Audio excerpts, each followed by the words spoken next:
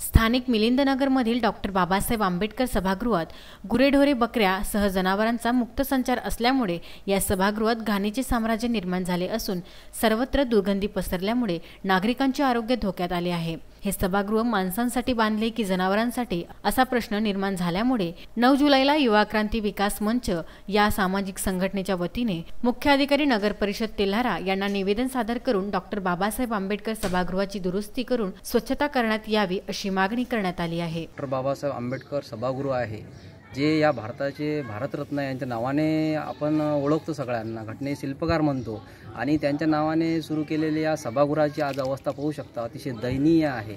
त्यामध्ये अक्षरशः डुकरं आणि लोक पण टॉयलेटला जातात, कुणी येते वावरते, याला गेट होते, ते गेट पण चोरीला गेले।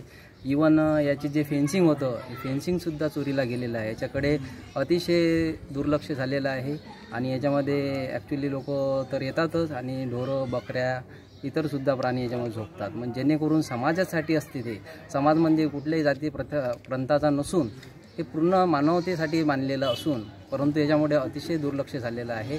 आज रोजी जी दयनीय अवस्था आहे की ज्यामध्ये आपण म्हणतो भारत देश हा आपला आहे त्याप्रमाणे या सभागृहाची अवस्था नाही आहे।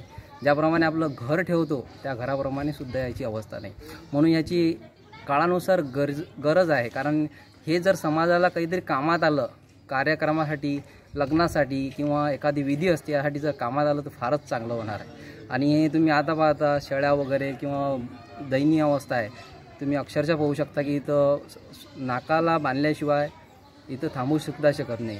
आज हे कोरोनाचं वातावरण आहे, त्याच्यामध्ये मच्छरांचं प्रमाण खूप आहे। हा रहिवासी वस्तीचा भाग आहे, तरी पण याच्याकडे शासनाचं काही लक्ष असावं, नगर परिषदेचं काही लक्ष असावं आणि नगर परिषद लोकांना वारंवार सूचना देऊनसुद्धा काही याच्याकडे पाहण्या आलं नाही। 15 दिवसाच्या आत तसे न झाल्यास युवा क्रांती विकास मंच आंदोलन छेडणार असा इशारा सुद्धा देण्यात आला आहे।